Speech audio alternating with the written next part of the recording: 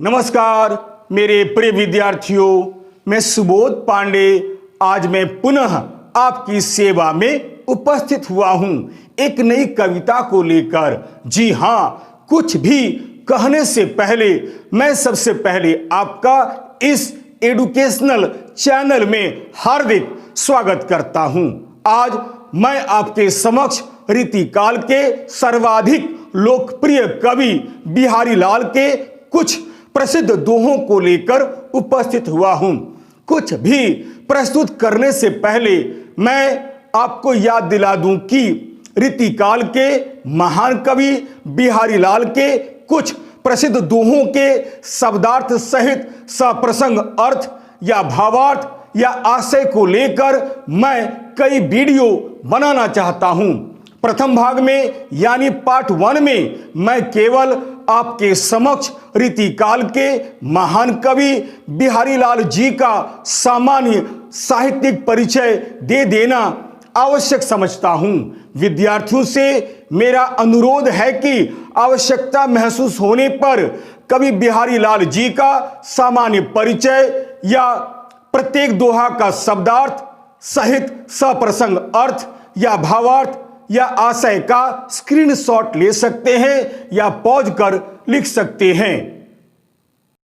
आइए अब मैं आपके समक्ष रीतिकाल के महान कवि बिहारी लाल के कुछ प्रसिद्ध दोहों के वाचन के साथ साथ शब्दार्थ सहित सप्रसंग भावार्थ या अर्थ या आशय को बतलाने से पहले मैं बिहारी लाल जी का सामान्य साहित्यिक परिचय आपके समक्ष प्रस्तुत कर दूं।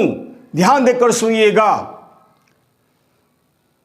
रीतिकाल के सर्वाधिक लोकप्रिय कवियों में बिहारी लाल जी का बड़ा ही महत्वपूर्ण स्थान रहा है।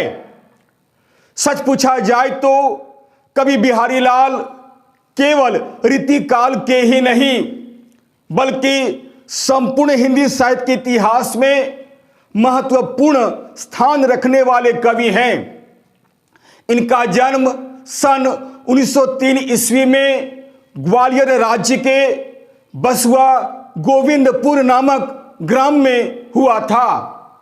ये माथुर चौबे ब्राह्मण थे। इनके पिता का नाम केशव राय था। उनकी युवावस्था ससुराल यानी मथुरा में ही व्यतीत हुई थी, किंतु ससुराल में अपना अनादर देखकर बिहारी लाल जयपुर नरेश राजा जय सिंह के दरबार में आ गए थे, जिसे उन्होंने संग स्वीकार किया है।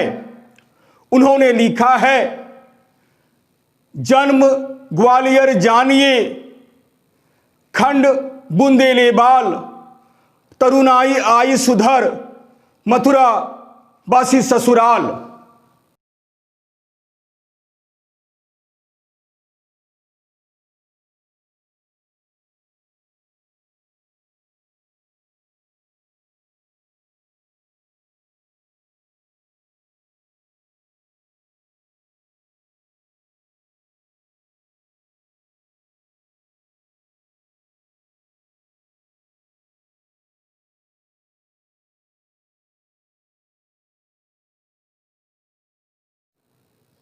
बिहारी लाल अजमेर के राजा जयसिंह के दरबार में रहते थे।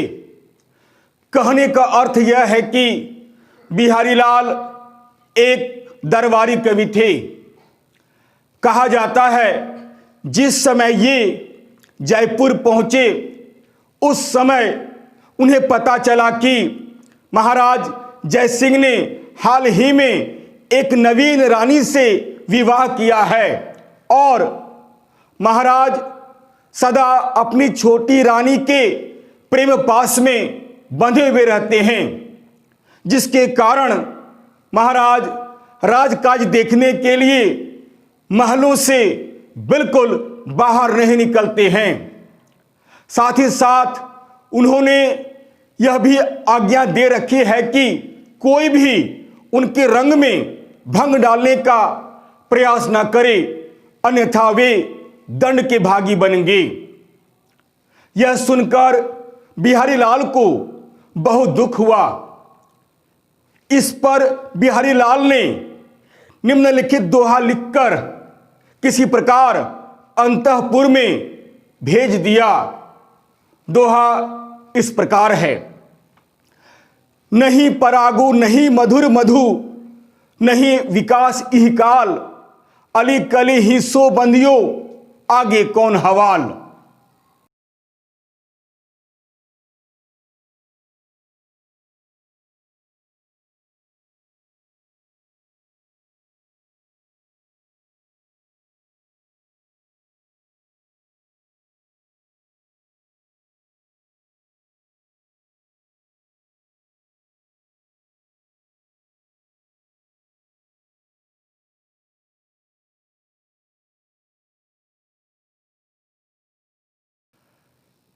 कहा जाता है कि बिहारी लाल के इस दोहे का महाराज के हृदय पर जादू का सा असर हुआ। इस दोहा को पढ़ते ही उनकी आंखें खुल गई।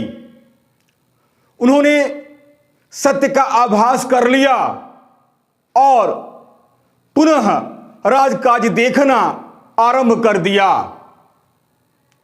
यही नहीं, उन्होंने बिहारी लाल का बड़ा स्वागत किया और बहुत सा धन पुरस्कार के रूप में देकर उनका सम्मान किया। साथ ही साथ उनसे अजमेर में ही रहने का अनुरोध किया। आगे चलकर महाराज ने बिहारी लाल से इसी प्रकार के सरस दोहे लिखने की आज्ञा भी दे दी। बिहारी लाल इसी प्रकार दोहे बनाकर सुनाने लगे और प्रति दोहे पर उन्हें एक असर भी मिलने लगी। इस प्रकार धीरे धीरे 700 दोहों से भी अधिक दोहे सुना डाले, जो आगे चलकर बिहारी सतसई के नाम से प्रसिद्ध हुआ। उनकी पत्नी की मृत्यु के बाद बिहारी लाल को वैराग्य हो गया। वे दरबार छोड़कर वृंदावन चले गए। वहां सन 1963 ईस्वी में उनका देहांत हो गया।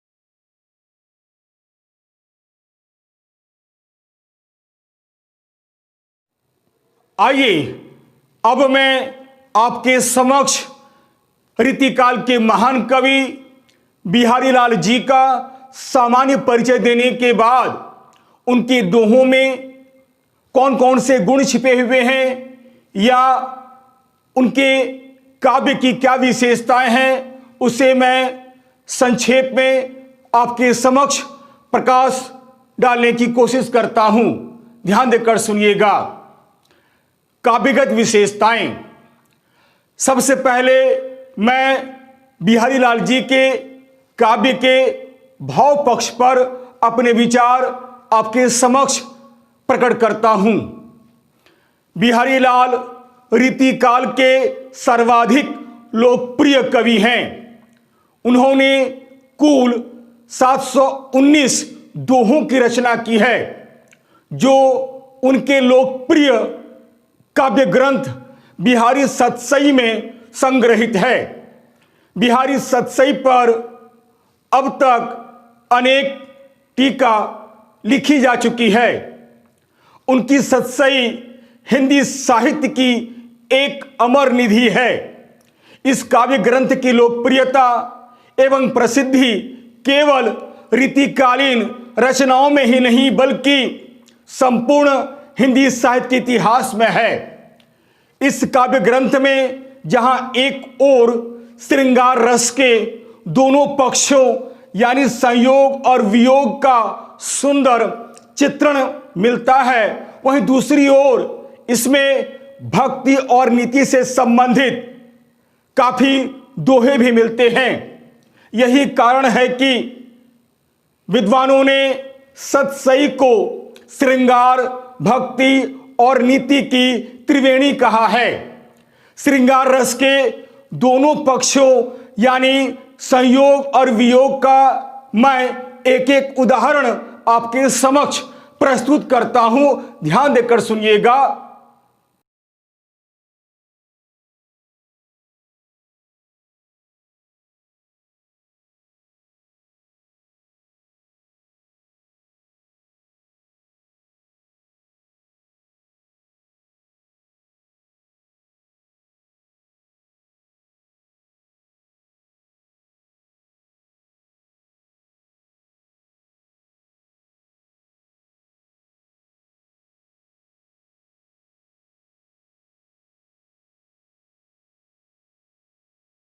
संयोग श्रृंगार प्रस्तुत दोहा में कवि बिहारी लाल जी ने नायक और नायिका के मध्य हुई बातचीत का बड़ा ही सुंदर वर्णन किया है। यह बातचीत मुख से नहीं होती है, बल्कि सबके बीच आंखों ही आंखों से होती है और किसी को पता तक नहीं चलता है। एक उदाहरण देखिए। कहत नटत रिझत खिजत मिलत खिलत लजियात, भरे भवन में करत हैं नैननु ही सब बात। फिर इसके बाद वियोग श्रृंगार। बिहारी लाल वियोग श्रृंगार में भी काफी प्रसिद्ध रहे हैं। कहने का अर्थ यह है कि संयोग श्रृंगार की तरह इनका वियोग वर्णन भी बहुत ही मार्मिक व बेजोड़ है। अपने प्रिय के विरह में नायिका इतनी दुबली पतली हो गई है कि सांस लेने के साथ 6-7 हाथ आगे पीछे तक हो जाती है। एक उदाहरण द्रष्टव्य है। इत आवती चली जात उत, चली 6-7 हाथ, चढ़ी हिंडौरे सी रहे लगी उसासन साथ।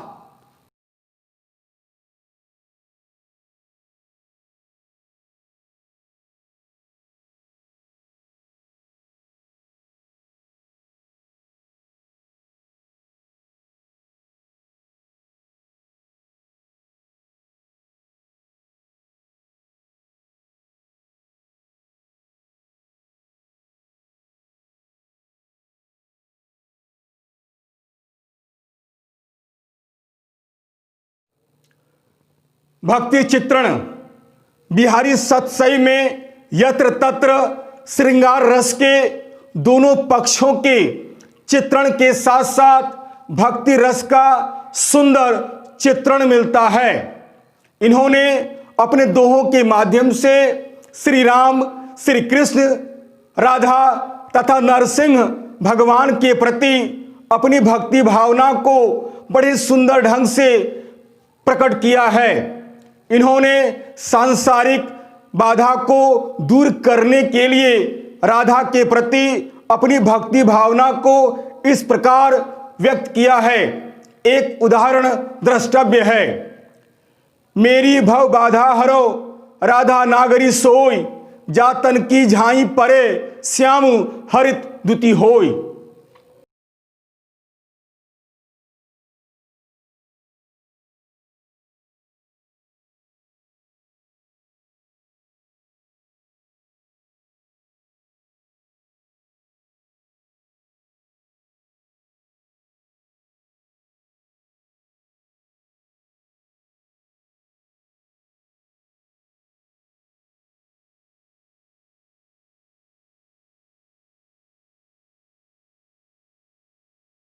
नीति चित्रण।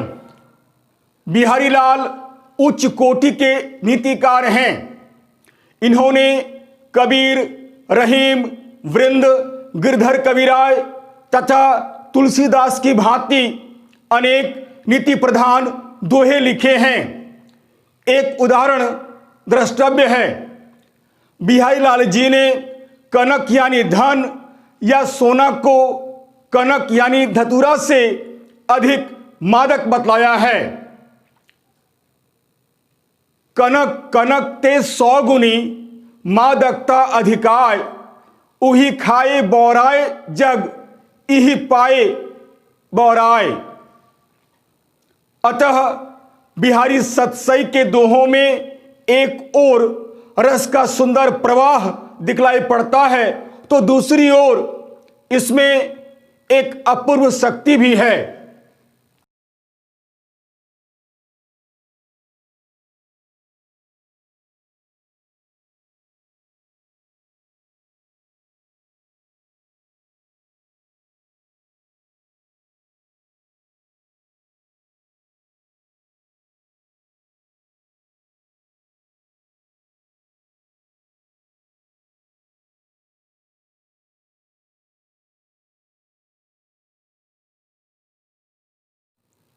इसके अतिरिक्त ज्ञान, वैराग्य, ज्योतिष, विज्ञान, गणित, दर्शन, नक्शिक, वर्षा ऋतु वर्णन तथा प्रकृति चित्रण आदि विविध विषयों का वर्णन इन्होंने किया है। कहने का अर्थ यह है कि बिहारी लाल बहुज्ञ कवि थे। उन्हें अनेक विषयों की पर्याप्त जानकारी थी। उनकी सतसई इसका प्रत्यक्ष प्रमाण है। इनके दोहों का प्रभाव पाठक पर कितना अधिक पड़ता है यह नीचे दिए गए दोहों से प्रमाणित होता है या स्पष्ट है। सतसैया के दोहरे ज्यों नाविक के तीर, देखन में छोटे लगे घाव करें गंभीर।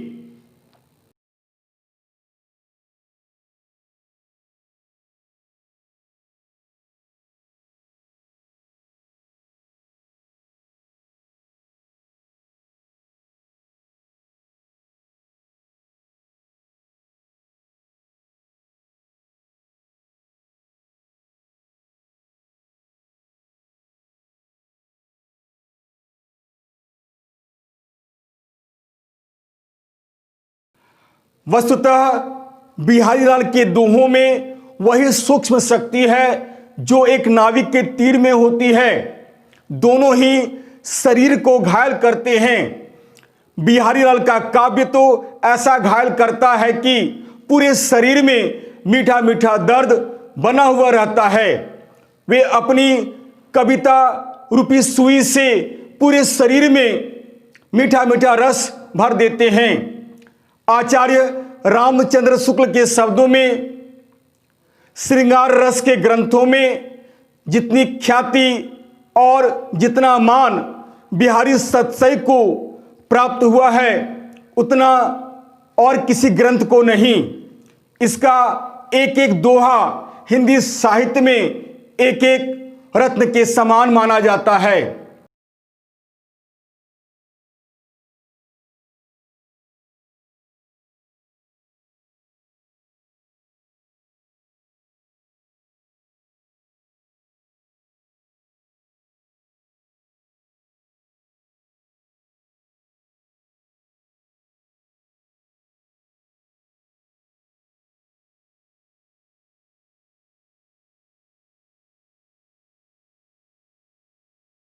आइए अब मैं बिहारी लाल जी के काव्य का भाव पक्ष पर विचार प्रकट करने के बाद उनके शिल्प पक्ष पर भी अपने विचार आपके समक्ष प्रकट करना चाहता हूं।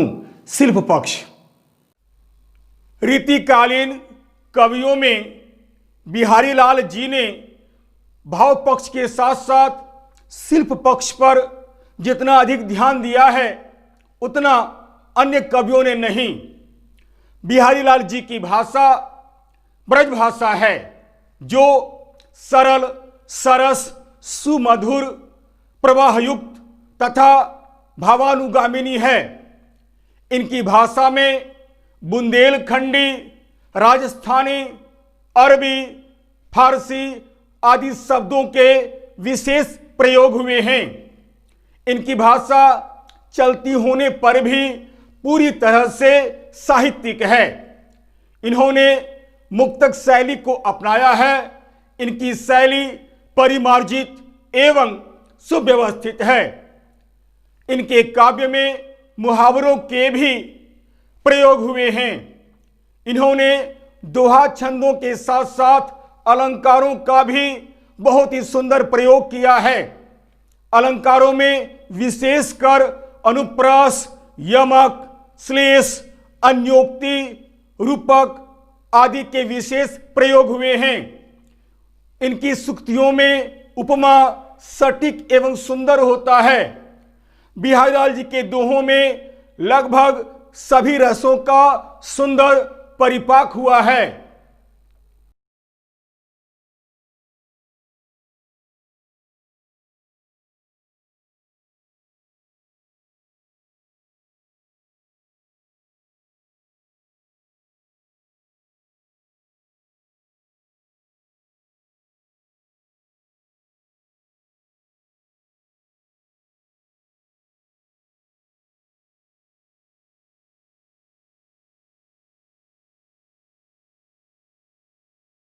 इस तरह हम देखते हैं कि रीतिकालीन कवियों में बिहारीलाल का सर्वोपरि स्थान है और उनकी सतसई हिंदी साहित्य की एक अमर निधि है।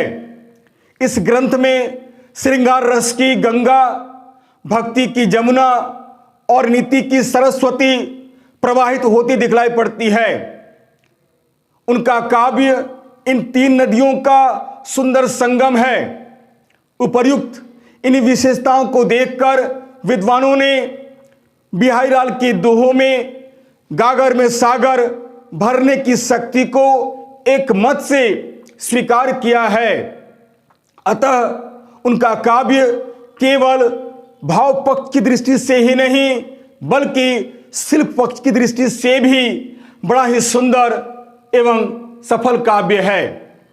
अतः बिहारीलाल केवल रीतिकाल के ही नहीं बल्कि संपूर्ण हिंदी साहित्य के एक महान कवि हैं और उनकी सतसई हिंदी साहित्य की एक अमर निधि है।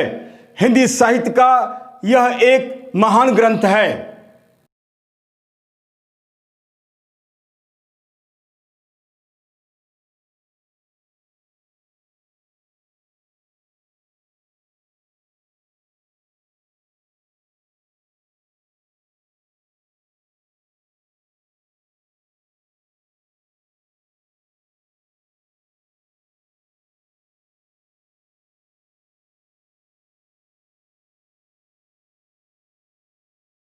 यदि यह वीडियो आपको अच्छा लगता है तो इसे लाइक अवश्य करें।